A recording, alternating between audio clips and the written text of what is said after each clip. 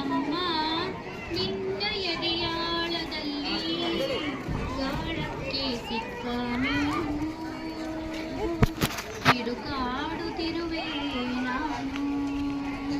ಅಮ್ಮ ನಿನ್ನ ಎದೆಯಾಳದಲ್ಲಿ ಗಾಳಕ್ಕೆ ಸಿಕ್ಕ ಮೀನು ಮಿಡುಕಾಡುತ್ತಿರುವೆ.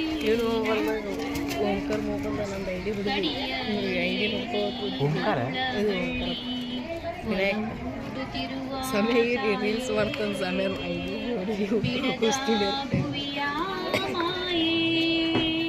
ಅಮ್ಮ ನಿನ್ನ ಎದೆಯಾಳದಲ್ಲಿ ಗಾಳಕ್ಕೆ ಸಿಕ್ಕ ಮೀನು ಮಿಡುಕಾಡುತ್ತಿರುವೆ ನಾನು.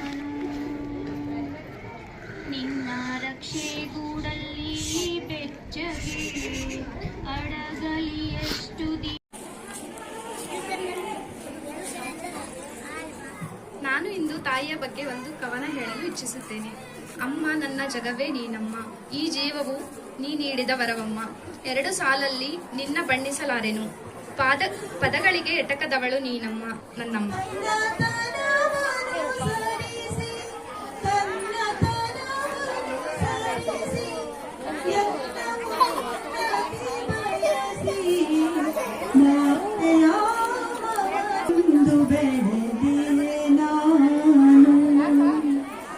ಜಗದಂಬಾ ಸರಸ್ವತಿ ಜ್ಞಾನವೀಣೆಯ ನುಡಿಸಿ, ಜಗದಂಬಾ ಸರಸ್ವತಿ ಜ್ಞಾನವೀಣೆಯ ನುಡಿಸಿ ನಡೆಸುವಳು ನನ್ನನು, ನಡೆಸುವಳು ನನ್ನನ್ನು ಜ್ಞಾನ ಮಾರ್ಗದಲ್ಲಿಂದು ಮಾತೆಯ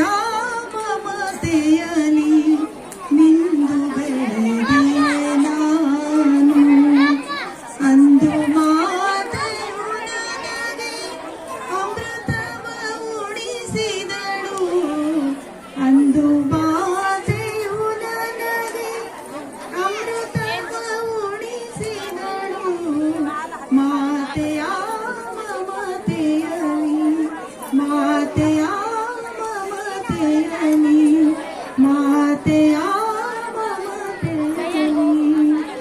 ಶ್ರೀ ಸಂಗಮೇಶ್ವರ ಶಿಕ್ಷಣ ಸಂಸ್ಥೆಯ ಶ್ರೀ ಸಂಗಮೇಶ್ವರ ಹಿರಿಯ ಪ್ರಾಥಮಿಕ ಶಾಲೆಯಲ್ಲಿ ಈ ಭಾರತ ಸಂಸ್ಕೃತಿಯ ಸಂಭ್ರಮ ಆಚರಣೆಯ ಅಂಗವಾಗಿ ಹೆಮ್ಮೆಕೊಡುವ ಹೆತ್ತ ಮಂದಿರ ಪಾದ ಪೂಜೆ ಹಾಗೂ ಮಕ್ಕಳಿಗೆ ಹಳೆದವಗಳಿಂದ ಕೈತುತ್ತು ಉಣಿಸುವುದು ಎಂಬ ಕಾರ್ಯಕ್ರಮ ಹೆಮ್ಮೆಕೊಂಡಿರುವುದು ನೋಡಿದರೆ ಒಂದು ರೀತಿಯ ಆಶ್ಚರ್ಯವಾದರೆ ಮತ್ತೊಂದು ಕಡೆ ಆನಂದವಾಗುತ್ತದೆ.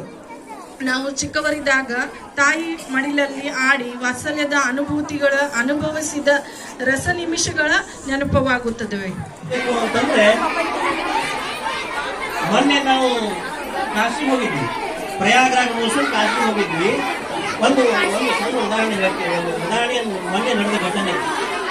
ನಾವೆಲ್ಲ ಶ್ರವಣ ಕುಮಾರ ಕತ್ತಿ ನಿಮಗೆಲ್ಲ ಗೊತ್ತೈತು.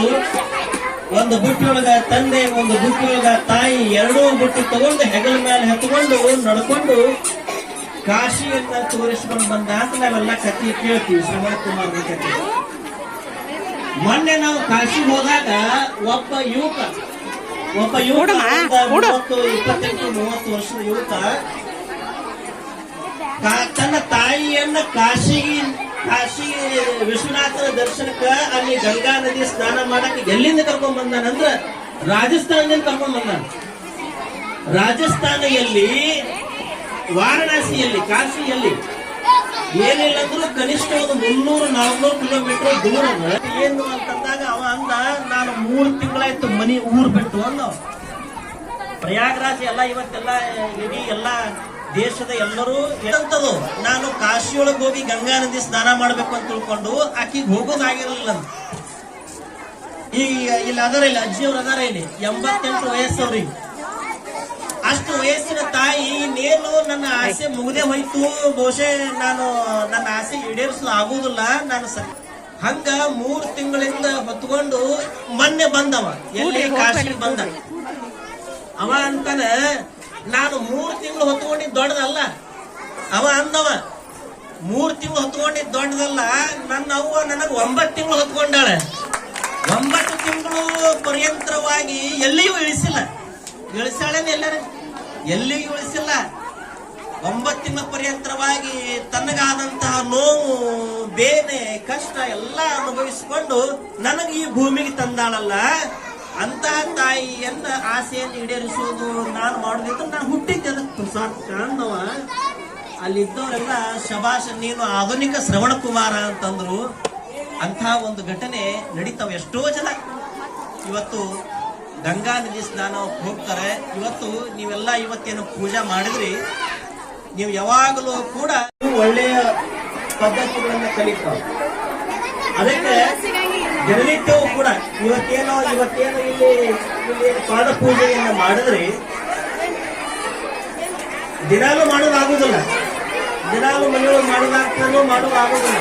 ಅದಕ್ಕೆ ದಿನಾಲು ಏನ್ ಮಾಡ್ಬೇಕು ಅಂತಂದ್ರೆ, ಮಕ್ಕಳಿಗೇನ ಸ್ನಾನ ಮಾಡಿಸ್ತೀರ, ಸ್ನಾನ ಆದ ಕೂಡಲೇ ಏನ್ ಮಾಡ್ಬೇಕು ಅಂತಂದ್ರೆ, ಜಗಲಿ ಮೇಲೆ ಹೋಗಿ ಏನು ವಿಭೂತಿ ಹಚ್ಕೊಂಡು ಬಳಿಕ ಅದು ನಿಜ ಕೂಡ. ಅಮ್ಮ ಜೊತೆಗಿದ್ದರೆ ನೂರಾನೆ ಬಲವಿದ್ದಂತೆ.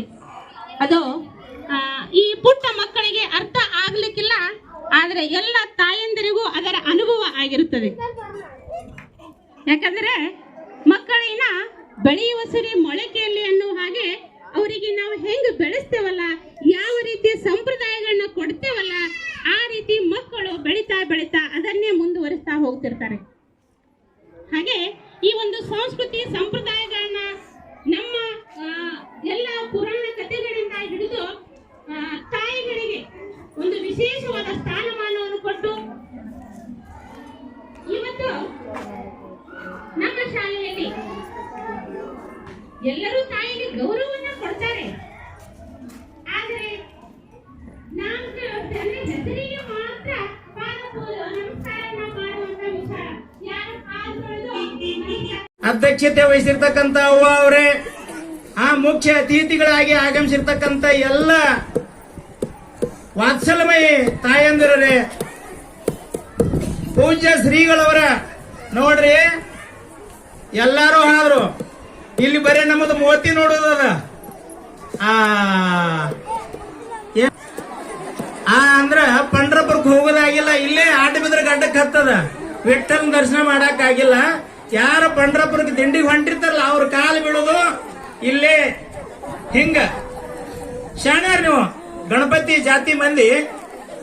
ನಾವ ಷಣ್ಮುಖ ಜಗತ್ತಿನ ಸುತ್ತ ಹಾಕಲಿಕ್ಕೆ ಹೋಗ್ತಾನ, ಆದ್ರೆ ಗಣಪತಿ ಇಲ್ಲೇ ತಾಯಿ ತಂದಿದ್ದು ಪೂಜೆ ಮಾಡಿ ಸುತ್ತ ಹಾಕಿ ಅವ್ರ ಪ್ರೀತಿಗೆ ಪಾತ್ರ ಆಗ್ತಾನೆ.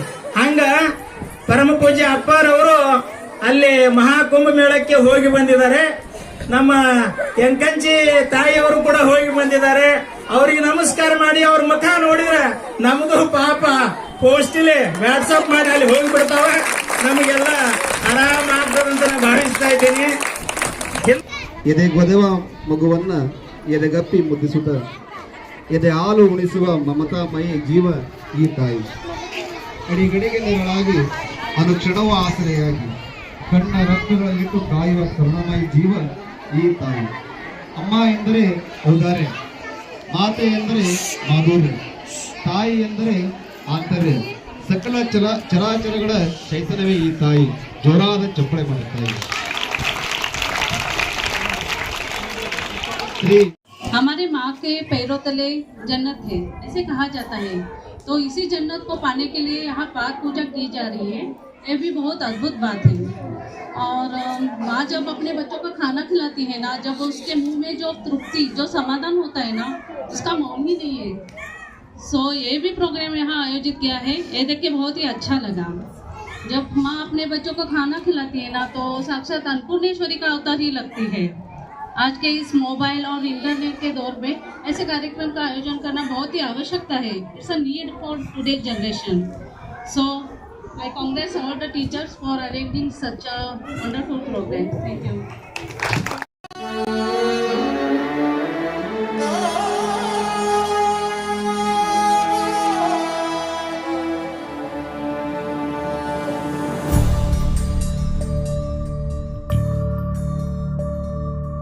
ಅಮ್ಮ ನನ್ನಿ ಜನುಮ ನಿನ್ನ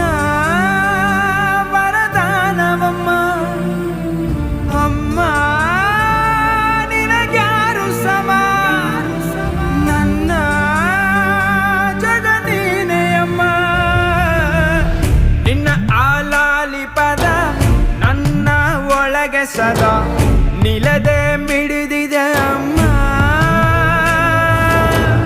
ಗುಡಿಯ ಹಂಗಿರದ ಕೀರ್ತನೆ ಬೇಗಿರದ ನಡೆವ ದೈವವೇ ಅಮ್ಮ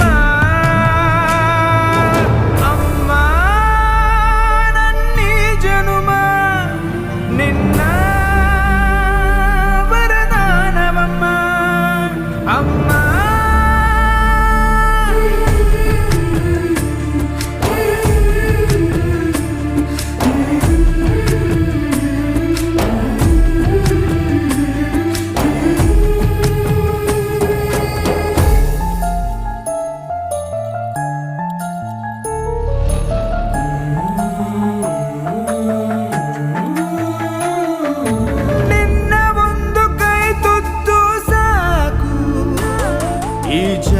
ಪೂರ್ತಿ ಉಪವಾಸ ಇರುವೆನು ನಿನ್ನ ಒಂದು ಅಪ್ಪುಗೆಯೂ ಸಾಕು ಆ ನೆನಪಿನಲ್ಲಿ ಸೆರವಾಸ ಇರುವೆನು ನೀನೆ ನನ್ನ ಲೋಕವು ನೀನೆ ನನ್ನ ಜೀವವು ನೀನೆ ನನಗೆ ಎಲ್ಲವೂ ಅಮ್ಮ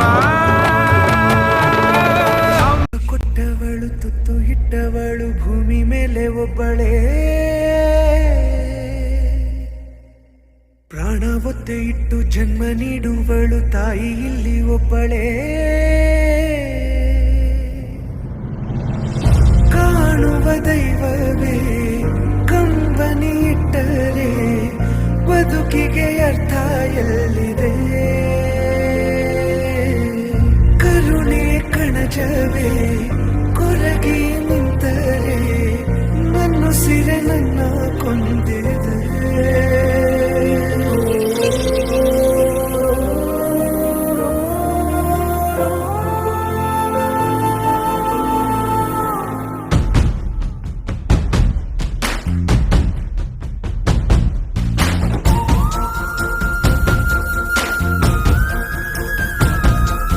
ಜೀವ ಕೊಟ್ಟವಳು ತುತ್ತು ಇಟ್ಟವಳು ಭೂಮಿ ಮೇಲೆ ಒಬ್ಬಳೇ ಪ್ರಾಣ ಒತ್ತೆ ಇಟ್ಟು ಜನ್ಮ ನೀಡುವಳು ತಾಯಿ ಇಲ್ಲಿ ಒಬ್ಬಳೇ